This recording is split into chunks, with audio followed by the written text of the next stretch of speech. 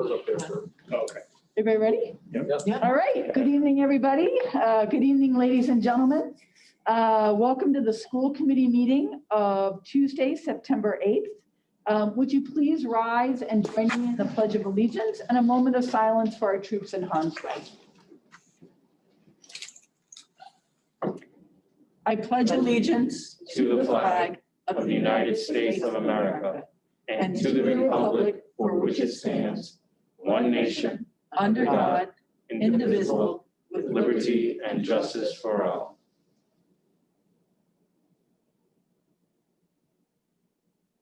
Thank you.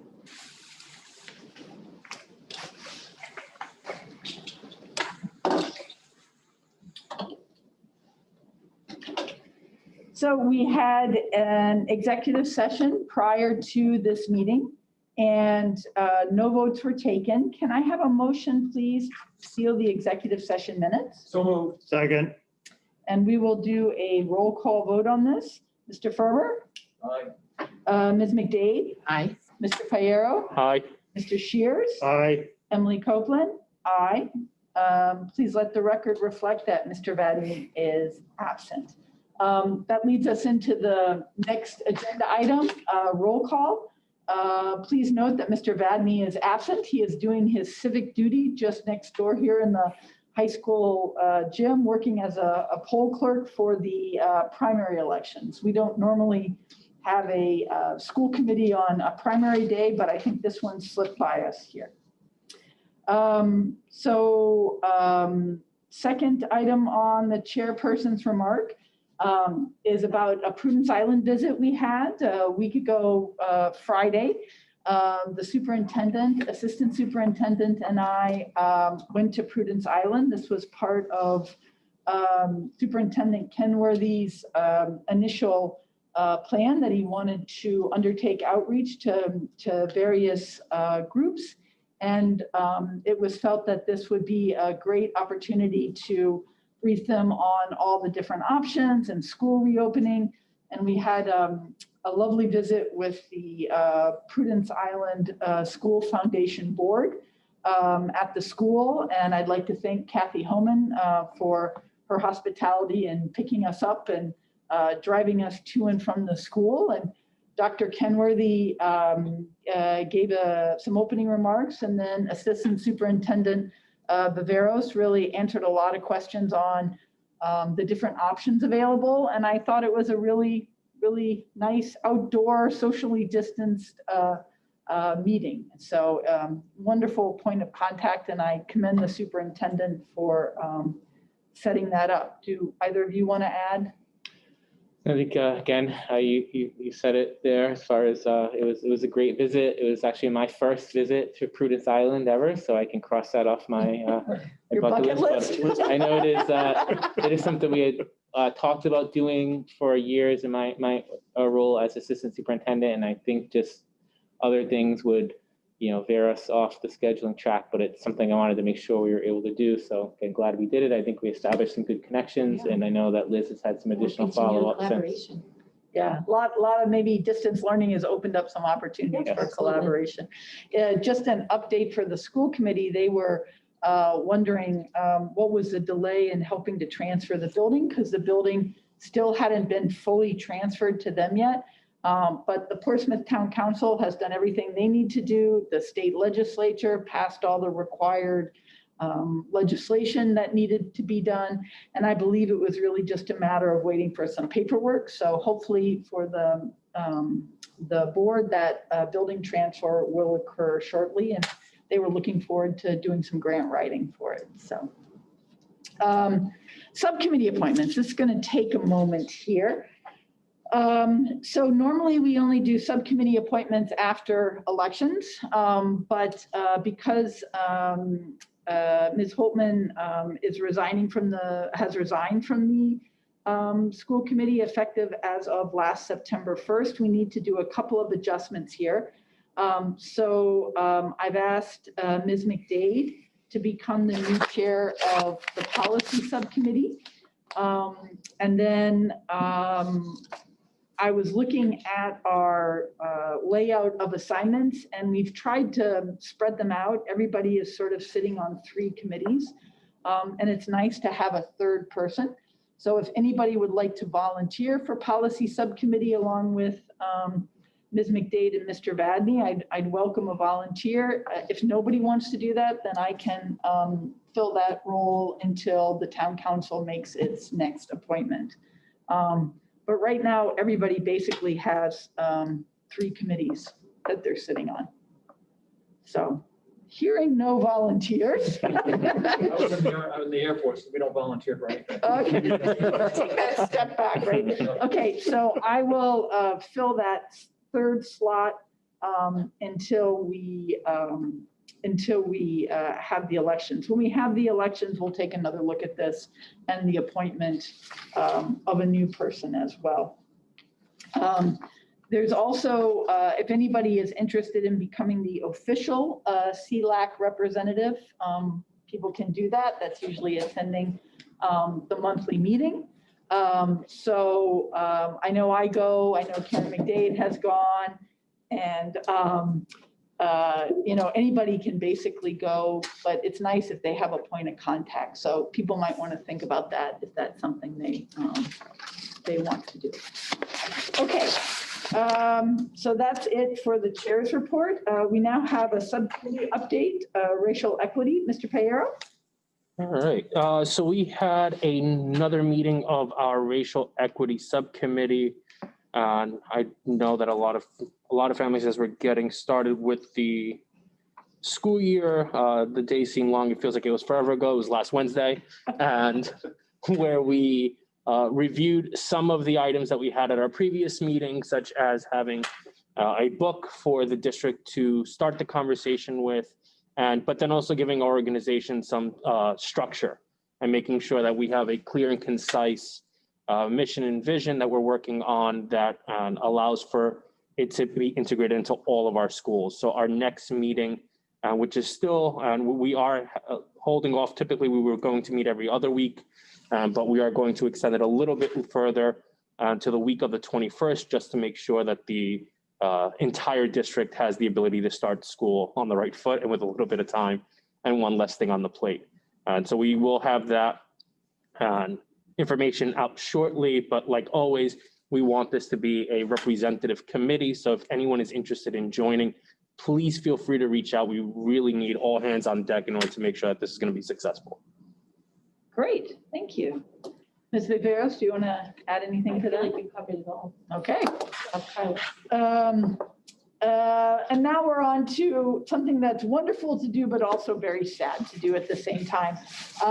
We've invited Kate Holdman here tonight to recognize her service to the district, to the school committee, to the children and the families of Portsmouth.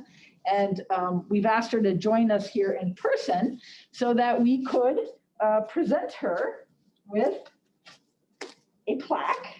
Please come forward here. Let's see. Okay, I guess that will work. And I'd like to show the plaque. It says, Portsmouth School Department Charting the Course to Excellence.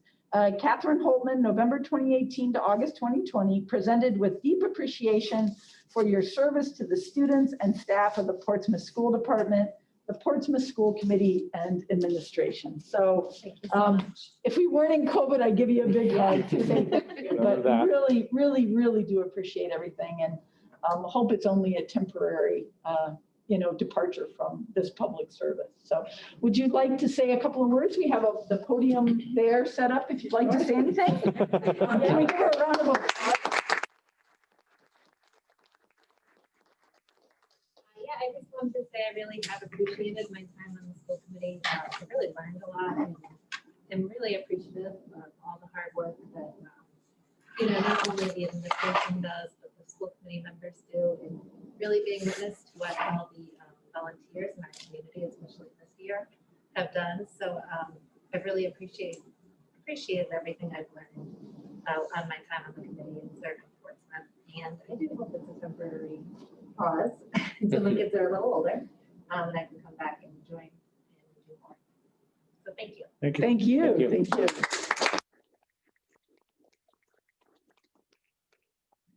And now we can tap you hopefully for volunteering. Right. All right, I do believe we have one public comment here from the school committee member. Is there any public comment? Just raise your hand and we'll put you in the queue. So Mr. Shears is doing this because it's not on the agenda and it's a matter of public comment for you. Please be sure to state your name and address for the record. Alan Shears, 40 Roger Williams Court. I'm speaking as a resident. Very much outraged by the last minute edict from Governor Raimondo to not allow football and volleyball this fall. Lack of the ruling contingent at the State House at 1 p.m. briefing of the lack of knowledge about these sports. We have bombarded with, we can figure it out over and over again as we've watched the briefings on TV. Yet this is not the case in reality. For example, football, for those that understand the game, can be played and often are with gloves, mouth protectors, full face shields, full leg coverings, actually everything on the body covered in full. Where in the world are players within 6 feet of each other unprotected for 15 minutes straight? If they are, they shouldn't be playing football. Volleyball, the players are positioned in a social distance pattern, 3 rows, all facing one direction, 6+ feet apart. By laying out a checkerboard system, they could easily play with masks. The scholar athletes have to maintain weight training to avoid injury. These last-minute decisions and pie-in-the-sky flip-flopping of schedules can have serious physical damage. I speak from year of sports. An athlete needs a set calendar with a corresponding mindset to not get injured. The 4-season calendar is a nebulous dream. The winter sports, I dread what is coming for them, usually ends late February or March. We have winter weather till March 15th, April 1st usually. A football schedule takes one to the end of the school, then with this pattern. The spring sports either are going to be played with graduates in the summer or fall spring sports would be colliding in uncertain spring weather. In my opinion, as a resident that supports scholar athletes, this is hypocrisy and poor planning at its best. Or maybe they don't get it, or maybe they don't really care. Thank you. Thank you. Again, as not on the agenda, we listen and hear public comment, but it is not an issue for debate.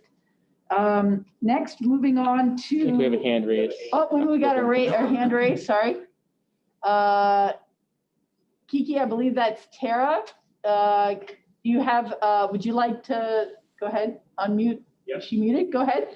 Just state your name and address for the record. Yes, hi, Tara Boyan, 167 Spring Hill Road, Portsmouth, Rhode Island. I have a number of things, so I will try to speak fast.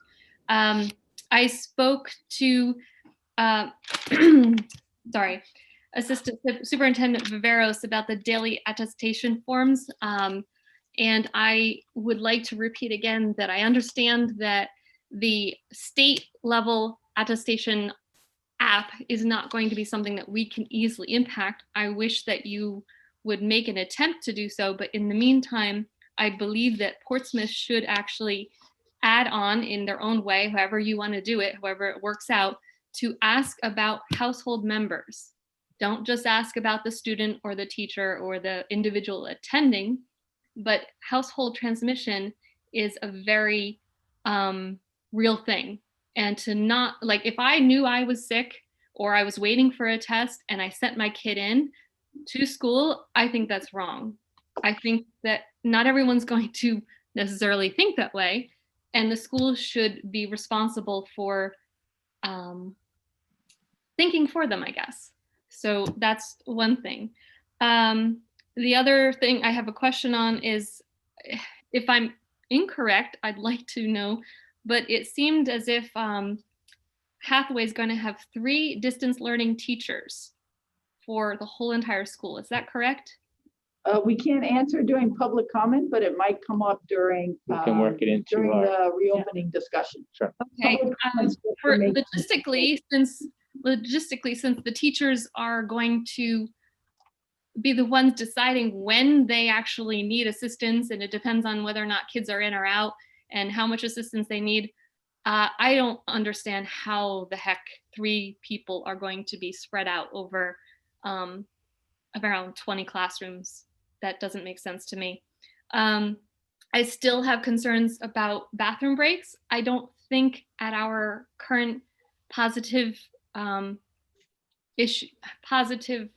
testing rates right now that it is a concern necessarily, but I would like you guys to address how bathroom breaks work. I have sent an email detailing this as far as a potential solution to it, but having all the kids go in groups and then flush the toilets and aerosols being generated and them all being there in the group, that does not seem to make sense. I have a suggestion for it. As I said, I emailed. I don't know how much you want to discuss bathrooms on this, but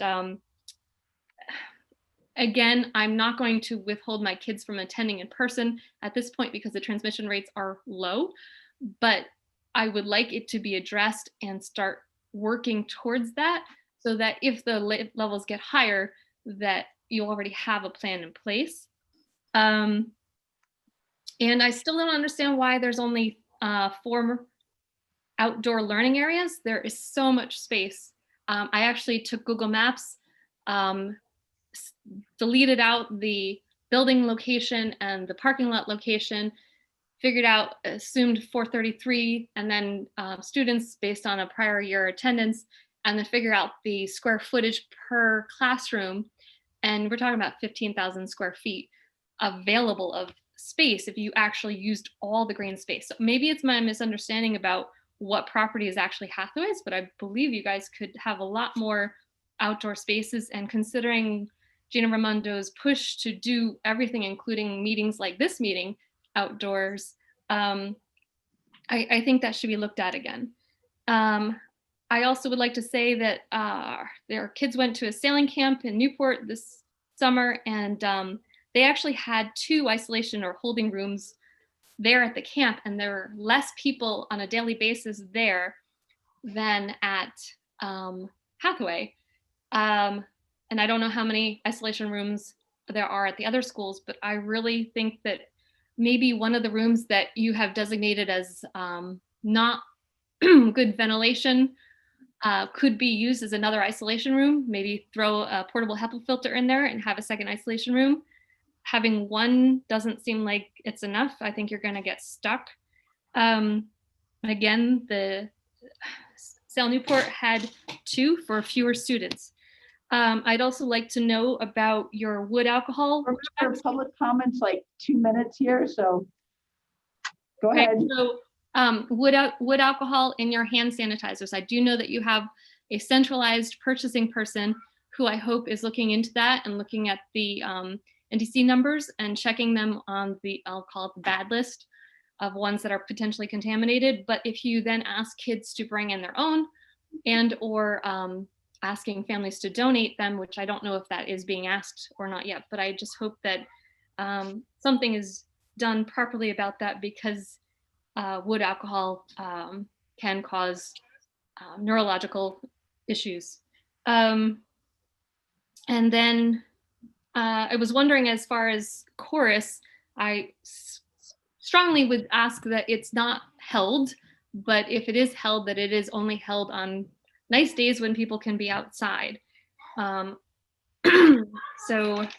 I guess my last thing that I hope that you guys can answer is the COVID checklist walkthrough, not inspection. I understand that the wording was changed on that.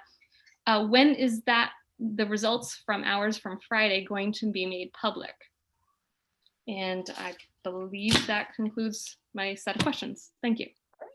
Thank you very much. Any other hands? Okay, seeing none.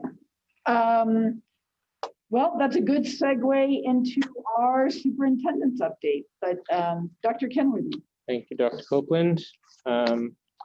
So first up, we do have many other updates related to school reopening, but I did want to do a personnel update for all of the new staff members that we have put on since the last school committee meeting. So we are still in the process of working to fill positions. I will have a couple of more. I know I'm meeting with some people later this week. There'll probably be a few more on for the next meeting, and then we should be, again, as we get ready to start to open the year under our phased-in hybrid model.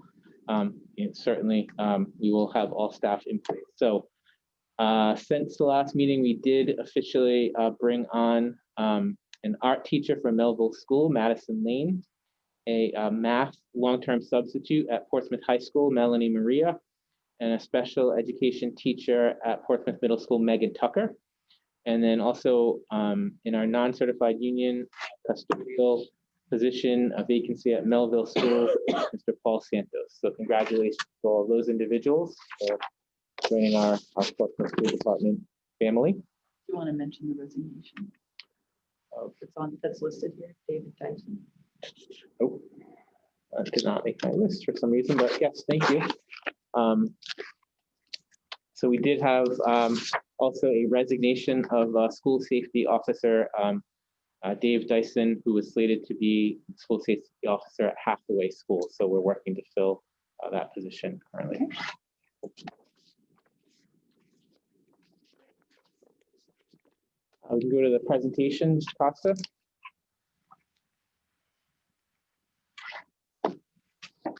So wanted to cover school reopening, also to start with just an update as we're getting ready to welcome students back, just so everyone's aware, we did, as of last week, start to welcome staff back.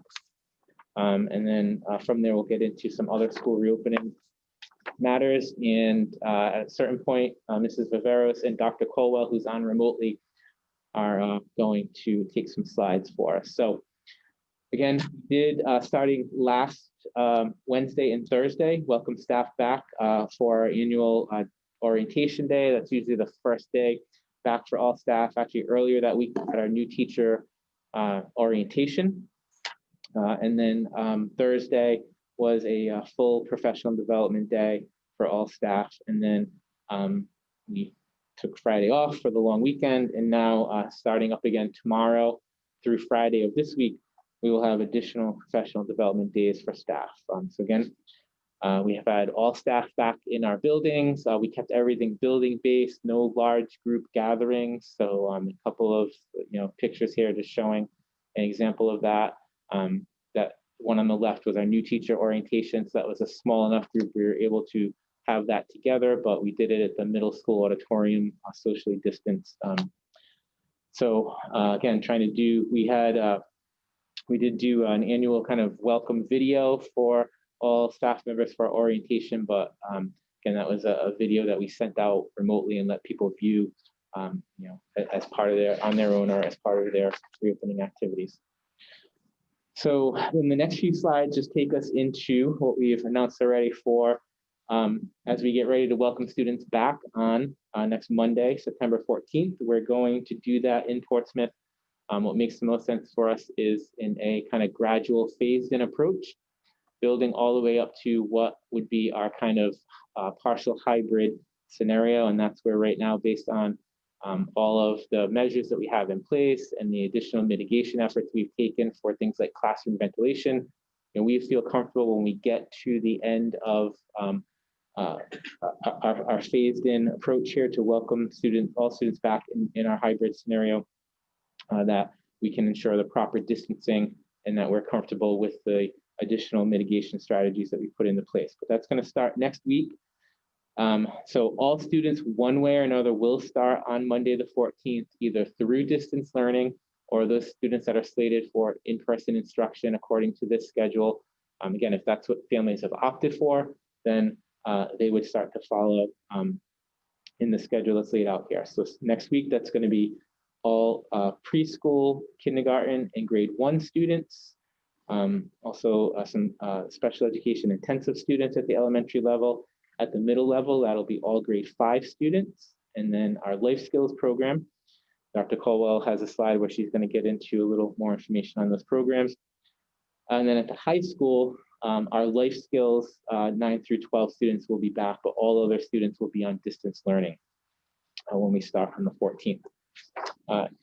Into the week of the 21st, then we will start to phase in other grades, building up to our partial hybrid scenario. So at the elementary level, throughout that next week of the 21st, we will build all the way up to every grade being back in person, up through grade 4, and that is where we will end up at both of our elementary schools. So by the end of the week of the 21st, we will have all students whose families have opted for in-person in those buildings. At the middle school, that will be phasing in all grades 5 and 6 students whose families have opted for full in-person. And then 7 through 8, by the end of the week of the 21st, we will be on that alternating grade 7 students on Tuesdays and Thursdays, and grade 8 students on Wednesdays and Fridays. And later in the presentation, we have some pictures. You'll see that scenario at the middle school allows us, 7th and 8th grade teachers are going to share the same spaces so that we are able to have the same kind of double classroom setup that we have at grades 5 and 6 and ensure proper spacing. That week of the 21st, we will start to bring back freshmen. And at the high school, as we've indicated, we're going to follow the alphabet split, A through L, M through Z. So we will start that pattern for freshmen. And just for that week, grades 10 through 12 students are going to stay on distance learning. And then the next slide, as we get into the week of the 28th, that's again, by this week, we've welcomed back all students that will be with us in person. So that's all grades at the elementary school, all students grades 5 and 6 at the middle school, 7 and 8 on that rotating in-school and distance learning schedule. And then at the high school, Monday will be distance learning for everyone except life skills students. And then rotating on an alphabet split on Tuesdays and Thursdays, Wednesdays and Friday.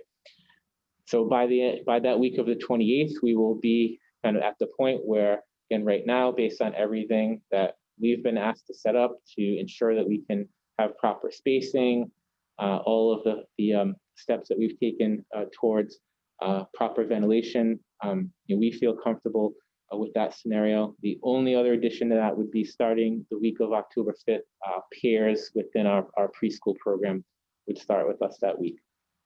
I did have gotten some questions, so I did just want to mention that as part of when Governor Raimondo had her press conference saying that districts were clear to start bringing students back, she did set a date of October 13th for a full return. Again, we're going to kind of take the wait and see approach. We're going to open the school year under this scenario, see how things go, and for us again, where I feel comfortable with the spacing and the strategies that we've taken is where this scenario will take us through, and we'll see how things progress kind of on the state level from there. And then Mrs. Viveros is going to take the next few slides. So I'm just going to give you an update on where we're at with our distance learning numbers.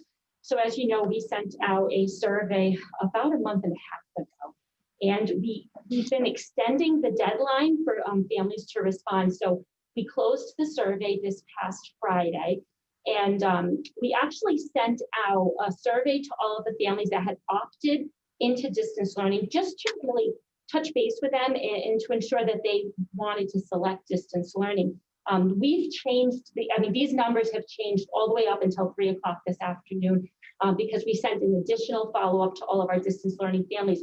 So at the start of last week, we were up in the 24% distance learning range, but now we've gotten it down to 16.75. So thank you to all of the families who have reached out and either confirmed or pulled out of distance learning. But I've shared some results with you. So we went ahead from pre-K all the way to grade 12. You can see those there.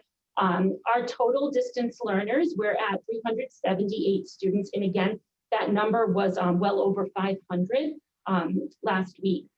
So we feel that we're in a really good place. I feel good about our plans moving forward. To address the question about the distance learning support, we did look at both of our elementary schools, and looking at the numbers that we currently have, we have 2 additional long-term certified substitute teachers that we're going to be adding to the Melville staff, and 3 additional ones to the Hathaway staff.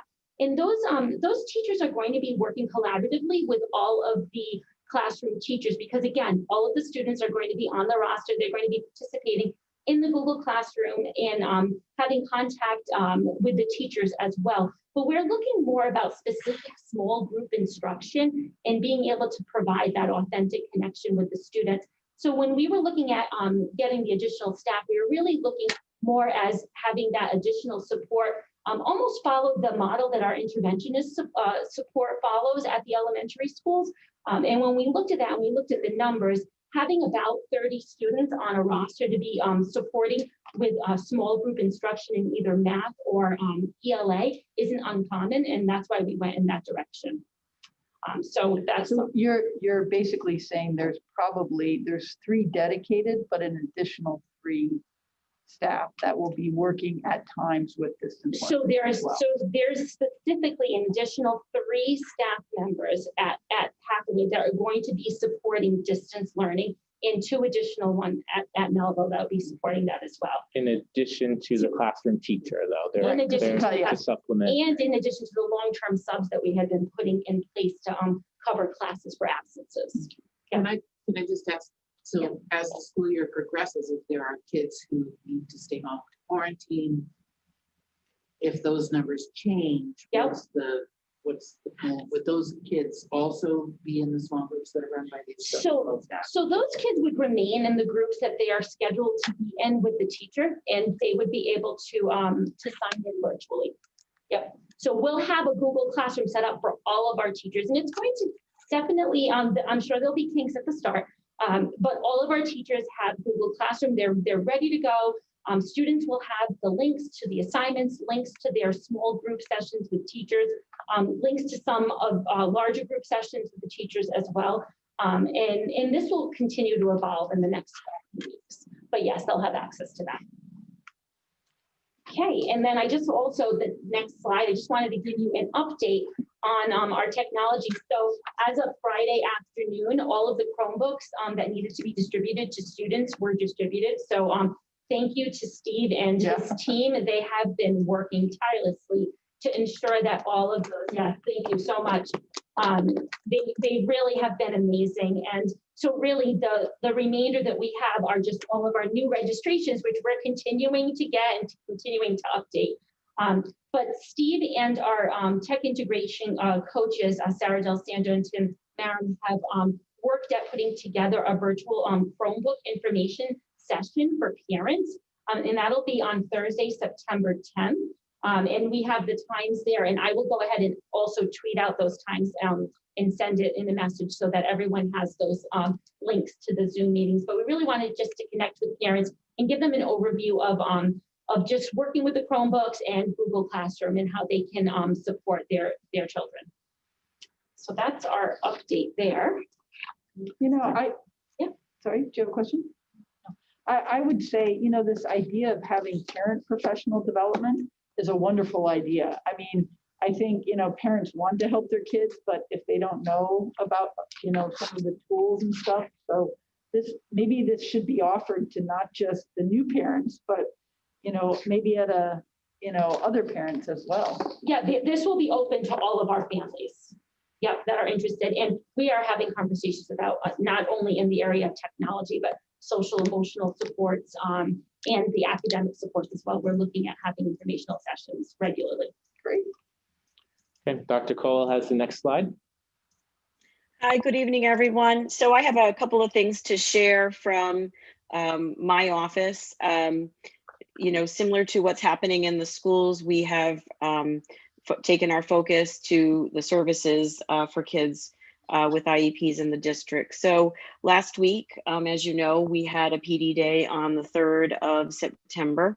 I met with the RBTs and the special ed staff essentially for welcome back. Typically, we do a welcome back session with the certified special ed staff prior to school. So this was our opportunity to spend some time together, both collect as a group and then some breakout sessions by level.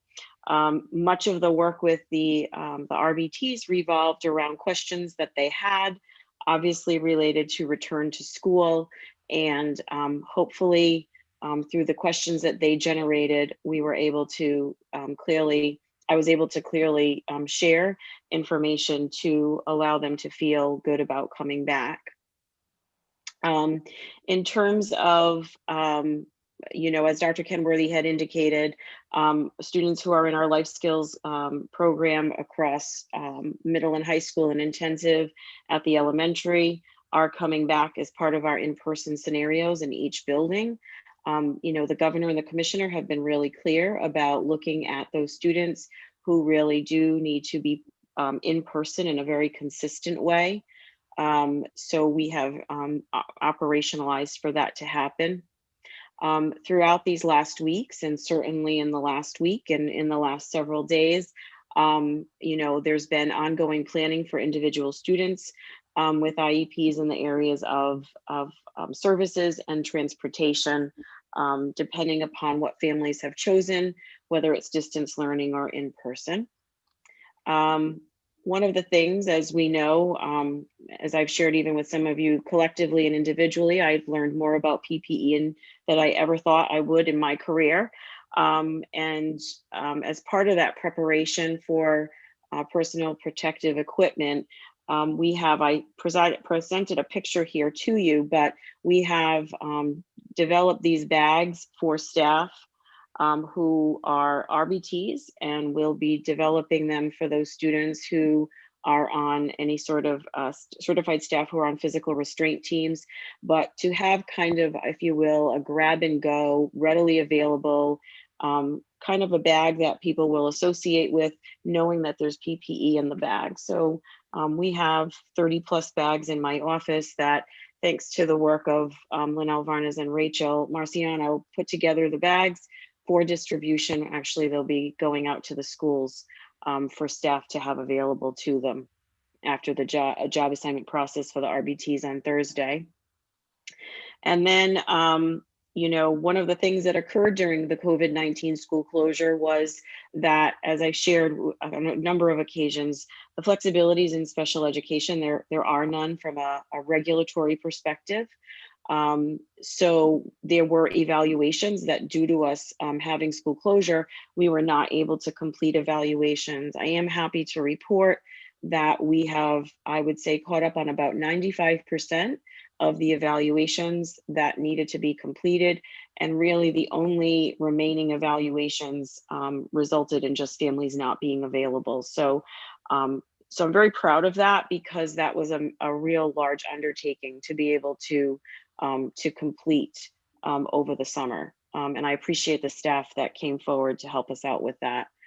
From a district perspective, we've also I've also been working with an agency to hire a float nurse to assist with medical needs across the district. So one of the commitments through our work as a central office team and through Dr. Kenworthy's support was that we were going to hire an additional nurse who would be that nurse to triage if we had a school that had a particularly high need day, or if there was another need at a school where maybe a nurse was out and we did not have a substitute to step in.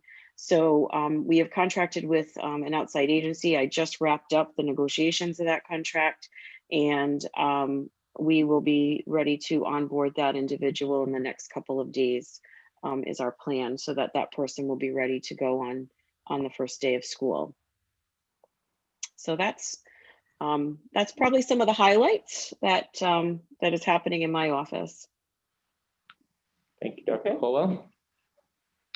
All right, so rest of the slides are mine. Back to, so again, I at the last meeting, as part of our presentation, I had presented on all of the strategies that we've taken so far in the area of classroom setup and ventilation. So we have been sure to follow all of the guidance that we've received and kept up with changes even from the CDC level and a lot of different studies that have been happening throughout the summer. Definitely that phased in partial hybrid scenario. I am comfortable that we have taken all precautions to ensure proper spacing and follow the health and safety protocols. So we will see how these next few weeks go as we start to welcome students back under that scenario. We did have our ride facilities walkthrough last Friday. So we had a team that came out, visited each of our schools, myself, Mrs. Viveros, our facilities director, Jim Dean, and Mr. Joe Cassidy, president of the NEA Portsmouth Teachers Union, were with us for all the visits. Dr. Copeland was able to join us for a few of the visits. And then each of our school principals kind of led the team through the walkthroughs. Again, based on the initial feedback that we received, I haven't gotten any formal write-up or report or follow-up since then, but they did ask a lot of questions, wanted to see rooms, isolation areas, those types of things. So I think more than anything, it just confirmed that all of the strategies that we have taken following the guidance, they didn't have any real out of the box thinking that we hadn't thought of. A few ideas here and there on the way different classrooms were set up that we could additionally tweak. But as we are waiting that update, getting ready to start to welcome students back again, I think it's, as I've mentioned, just all about every step that we can take just adds another layer of kind of assurance in this area. So we know that we have working ventilation systems in all of our schools. I've been very upfront that we don't have any brand new buildings in the district, so all of our facilities and systems, while none of them are new, we're making sure that they're all functioning to the best capacity that they can be within each of our schools. We have a mask policy in place in the district. We are ensuring in our hybrid scenario, part of why I am most comfortable with that scenario is it does ensure 6-foot spacing at all of our levels. And we have some pictures in the next slides, at all of our schools following that scenario. Opening windows, our teachers are clear that all classroom windows need to be open in classroom spaces. We've purchased additional fans for every classroom. Any space that we're using for instruction that does not have windows will have high quality HEPA air purifiers. And then of course, we know outside is always best when we can do that. So all of our schools will be ready to have plans to take students outside as much as possible. So I think everything that we can and have done just adds additional layers where I think we are comfortable with opening under the scenario that we have in place. By the next school committee meeting, we will have started to open and we'll have some updates on how things are going there. Okay, so the next few slides, I know we've been getting a lot of requests for pictures. I've asked all schools to just tweet and send out as much as they can pictures, but here is at the high school level, just working within, at the high school, it wasn't really about buying new furniture, clearing out rooms as much as possible, working within the furniture that existed. So some of our rooms have the newer type of furniture that you can see on the right, some of the more traditional furniture that'll be there on the left. Spacing desks out as much as possible, but in addition, at the high school level, by doing the alphabet split, there'll be only half of the class in any one room at a particular time. And next slide. So our middle school, again, taking advantage of all the space there within the learning centers, opening the wall between classrooms and basically having a double classroom, as you can see there. Again, while there's, again, different variations of furniture, all of the spaces we will be using for classrooms at the middle school have this type of setup. So all of those desks in every area will be using are 6 feet apart. 5th and 6th grade will have their own dedicated spaces. part of the reason why we're doing the alternating 7th and 8th every other day is that they're going to be sharing a learning center space that looks like this so that we can ensure that proper spacing. And then each of our elementaries, this is where we, the next couple of slides, where we, kind of did the biggest overhaul, if you will, and purchased new furniture. So prior to this year, if you walked into one of our elementary classrooms, it would have had some tables like this. So we had made an effort in the last few years. We've been upgrading furniture to buy these whiteboard marker tables, right? But typically there would have been fewer of these, and you may have had 4 students at a table. And then one of the things you don't see is there also would have been an area with a classroom rug for that rug time, and other things spread out in the room, and maybe some cubbies for books and things like that. So at the elementary level, it was about removing all of that other stuff, purchasing additional tables to make sure that we could accommodate the number of students that need to be in the room. And again, these tables are 6-foot tables, spaced so that they're at least 6 feet apart, and we do have the protective shield in between students at each of these tables. So this is a Melville example, and then the next slide is the Hathaway example of just a couple of classrooms. So again, I thought received very good feedback on all of our setup on the walkthrough last week, and we'll await what we have in the follow-up report. A couple of items that I wanted to share with you. I know this is a lot of information tonight, but as we get ready, we did just last week, toward the end of last week, get an update. Mr. Shears alluded to some of what was in there, but regarding fall athletics, the Rhode Island Interscholastic League, which governs high school athletics, again, working within the parameters that they have and the guidelines, are going to allow when we open school cross country and tennis, soccer. We do not have field hockey at Portsmouth, but then some variation of cheer as well. So as Mr. Shears indicated, what will not be allowed this fall are football and volleyball. They're looking to possibly include those in some sort of modified season schedule later in the year. And then the other update there was also the high school plan has gotten most of the press, but also middle school, which is governed by a separate athletic league, they decided they are just not going to have a fall season. So again, for our middle school athletes, there will not be organized middle school athletics this fall. At least they're going to take it season by season. Okay. That would have been cross country at the middle school. Soccer, seems like right, kind of a no-brainer there, But yeah. So again, that decision was made at the league level for middle school athletics. This is some good, very good news. Again, this just came down at the last minute toward the end of last week, but I wanted, and we'll start communicating this out more, but I wanted to be able to share it tonight. So one of the things that we did learn last week is that the USDA program that governs our school lunch program is allowing all schools to operate much like we were throughout distance learning in the spring under kind of the summer foods rules. And I just put in parentheses there, and that's direct wording from what we received. Right now, they're saying until December 31st or the funds run out. I don't know exactly what that means, but the next couple of bullets kind of describe. So as we open the school year, through our school meals program, breakfast, lunch, anything that students receive in school will be free and available to all students in the district.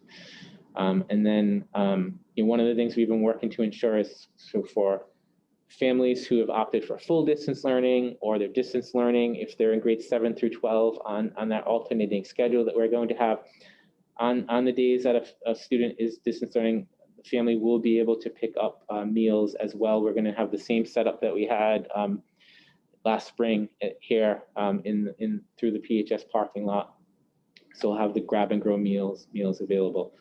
And as I'll communicate this out in more detail, but we do want to encourage families, if you normally fill out that application for free and reduced meals, although we're going to start the year where meals are going to be free for all students, it's important that we have that information in case there are any changes at any point in the year. We want to make sure that we have that proper information. So we'll still be sending all of that out at the beginning of the school year and asking for families to get back to us. So I just want to make sure, so every single child in Portsmouth, if they wanted, could have a free lunch and breakfast at no cost to the district. Yes. So they don't have to bring they don't have to do any school lunch money, anything like that, no school lunch account. Correct. That's the first I've heard of it. Yeah. We operated under that during the, after we closed down in March through June, whatever the last day of school was, we operated that way. People could show up and get free breakfast and lunch, no cost. So just thinking, because I know like at the high school, they've set up 2 cafeterias, one for people who bring bag lunches and one for people who get grab and go. If it were my kids, they would now all be getting grab and go. Right. So isn't that going to like quadruple the amount of grab and go lunches we need? Yeah, I mean, we'll have to work with Chartwell's in our schools. Again, this information just came down at the end of last week. I think we'll still have plenty of families that the students would just rather bring their own lunch, but we'll make sure that everyone knows that this option is available.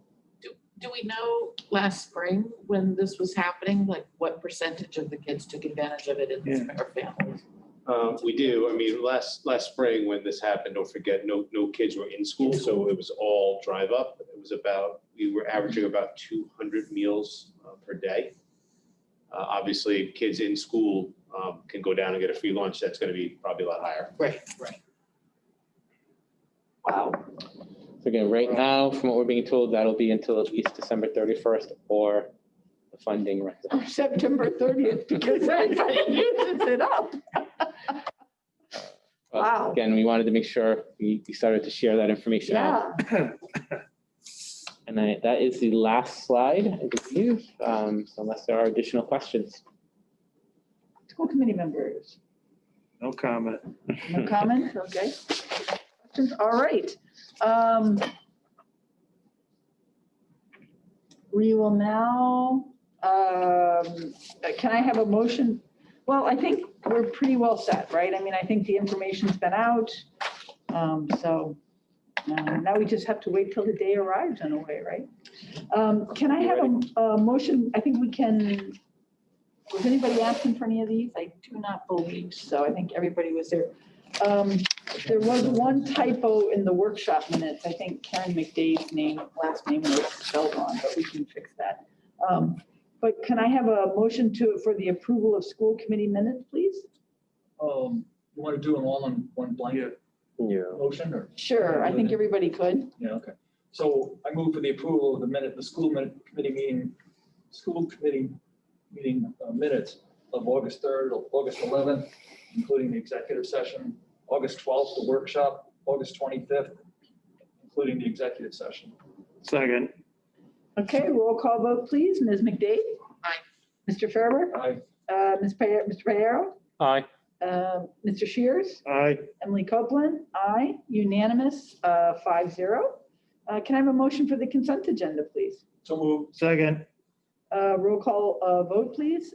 Ms. McDade? Aye. Mr. Ferber? Mr. Payero? Aye. Mr. Shears? Aye. Emily Copeland? Aye. Unanimous, 5-0. Can I have a motion for business item A, please? I move for discussion and action on the superintendent's goals for 2020-21. Second. Dr. Kenworthy? Thank you. Have this open and then I close the book.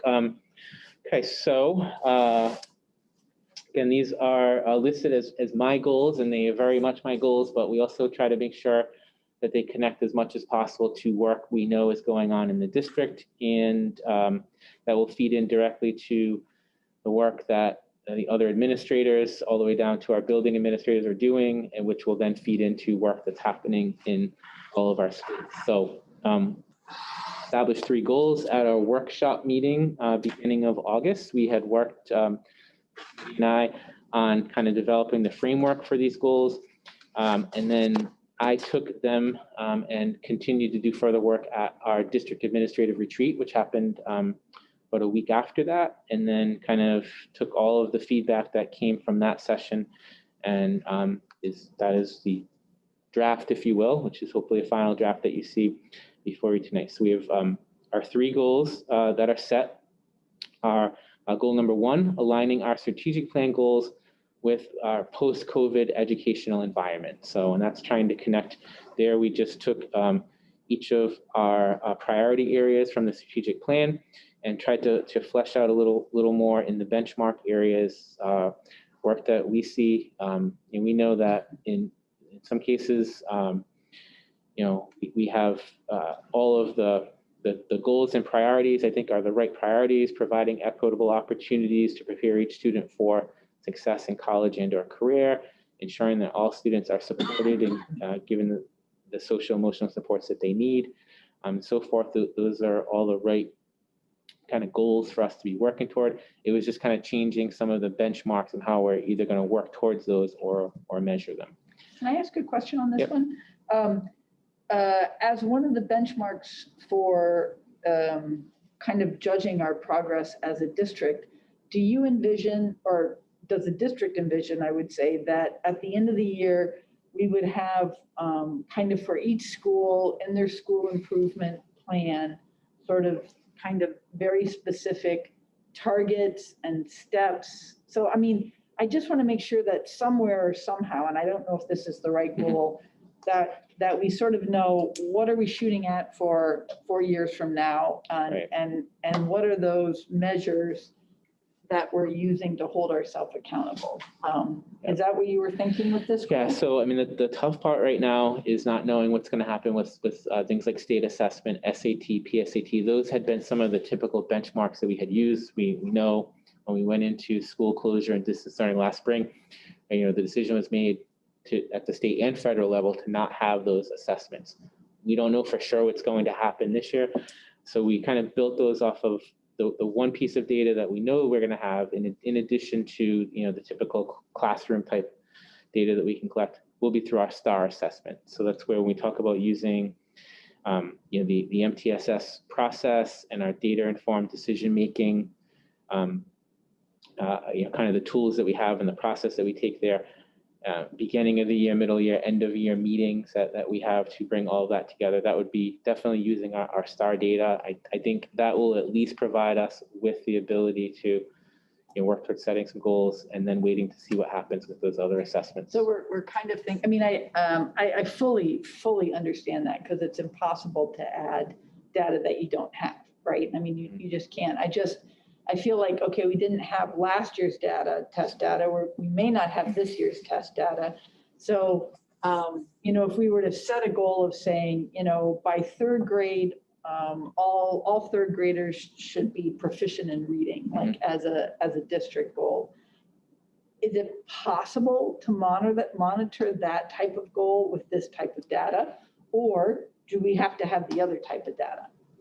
So I think something like that we could definitely monitor through STAR. I think it's but it might be some of the math achievement levels, which would be done more with the standardized testing. Right. So you could monitor whether every student's at grade level or making certain degrees of progress. Sure, we can definitely do that through STAR. I'm just thinking, I mean, as part of this priority and focus area, when we wrote the original strategic plan, we were already thinking of using STAR in addition to RICAS at those grades. But, we also had some, we talked about the college and career readiness benchmark score and being able to use that high school. So again, if we don't have that and we only have STAR to rely on and other measures, we'll again, should have a better picture as we make our way through the year on that. Okay. So then our next goal, feeding into one of our key areas of focus going into this year that we knew was around racial equity and social justice. And so building off of the subcommittee that we put in place that Mr. Piero is chairing, Mrs. Veras is, kind of our key district representative there. And then I know many of us try to join and stay connected to the work. I wanted to make sure that we had a goal specifically focused on that area. So these actions and benchmarks I know tie into the work that we've seen come out of that group so far, and definitely achievable benchmarks for us by the end of the school year. Yep. Can I just say something really quick to that, Tom? Sure. I commend you for adding this to the goal because that was actually one of the first questions we got from the group is we're doing this work. We're really trying to make sure that it's important and it's at the forefront of what we're doing. Who's going to be held accountable for it?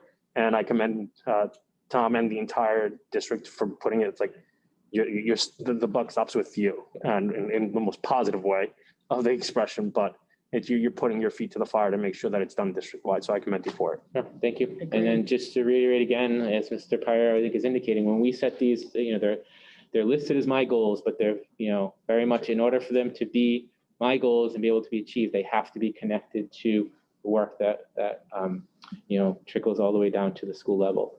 And equity is also in the strategic plan, so that ties back up to 1 too. So that's good.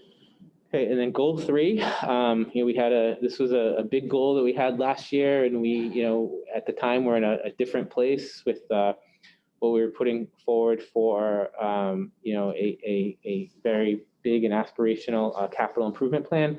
But we know we had to pull back on that based on some things that happened with the Millville property, but then also COVID hit, and so we know that we need to come back at some form of a capital plan. So goal 3 ties into the process that we would use to build. We're looking at a smaller scale revised capital plan, something that we want to have submitted again in place by the end of this year, so that we can know that we have a RIDE approved plan in place to receive the proper reimbursement. But also with that, you can see letter E, this goal would end with, once we're in a good place with that process, which again, if we follow the timelines, would be February and then into the spring. By the end of the school year, having a timeline and process identified for kind of a longer term vision, to what process we want to follow to maybe come out a bigger plan down the road. So, okay, here's a question out of my ignorance. I don't remember us, when we did our last 5-year capital plan, having a stage 2 application if we're not going to bond. So if we're not going to bond, do we need that stage 2 application? I think we actually did have a stage 2. We did. We did, yeah. Okay. Yeah. All right, so even if we're just doing a regular kind of warm, safe and dry capital plan, we'll still need. It got a lot more focus, I think, because of the size and scope of the project we were looking at last year, but it is part of the process. Didn't know that. All right. Okay, so normally we offer feedback, which we've kind of been doing as you presenting them. And then we need to vote to approve those. Is there any additional discussion, comment? I think you've represented well, kind of sort of some of the thoughts of the committee on this, and obviously hopefully brought in the administrative team as well. Okay, seeing no further requests for discussion, call the vote. Ms. McDade? Aye. Your motion had approval in it too, right? Motion. Yeah. Mr. Ferber? Make a motion to approve the superintendent's goals for 2020-21. That's just to be safe. Second. Okay, call the vote. Ms. McDade? Aye. Mr. Ferber? Aye. Mr. Payero? Aye. Mr. Shears? Aye. Emily Copeland? Aye. Unanimous 5-0. Last item on the business agenda here is a motion for discussion and action regarding the superintendent's salary increase. We've already done this for all the other administrators. We just have to complete the evaluation process for our superintendent. So, Mr. Ferber, can I have a motion, please? I move for discussion and action on the superintendent's salary increase for the 2020-21 school year. Second. 1.5%. Oh, excuse me, 1.5%. Second. Okay, any comments? No? Call the vote. Ms. McDade? Aye. Mr. Ferber? Aye. Mr. Payero? Aye. Mr. Shears? Aye. Ms. Copeland? Aye. Unanimous 5-0. Okay, financial reports. Mr. Giro, could you maybe read we don't have to vote on these, but it's always nice when you present your. Sure, I'll give you a quick summary.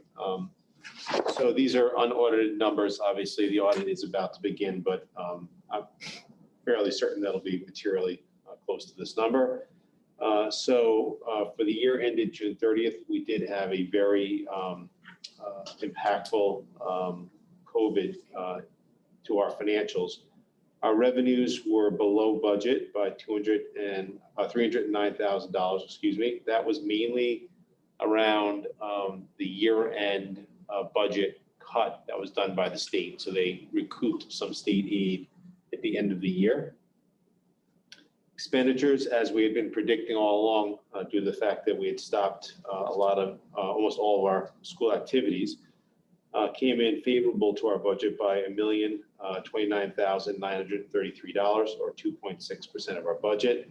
Netting those two numbers together is leaving us with my projected surplus for the year of $720,115. And as a reminder, the school committee did take action to take any surplus related to COVID in FY20, move it to a special revenue fund to only be used for COVID-related activities. And as Dr. Kenworthy walked you through, there are plenty of expenses that this money will be applied against.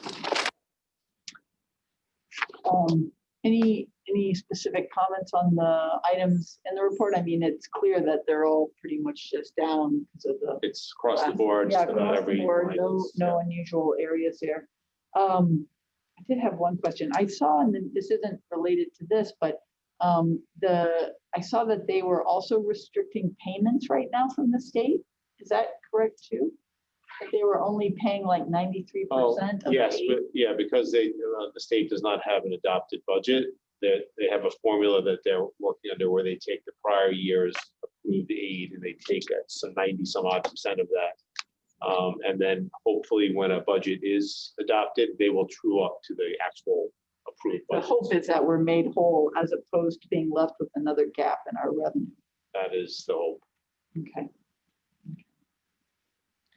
All right, thank you very much. We don't need to vote on this. And you said the audit's getting started shortly? Yeah, we're preparing for it now. The auditors have been in contact and most of that work will probably happen in October. Does that run simultaneously with the town?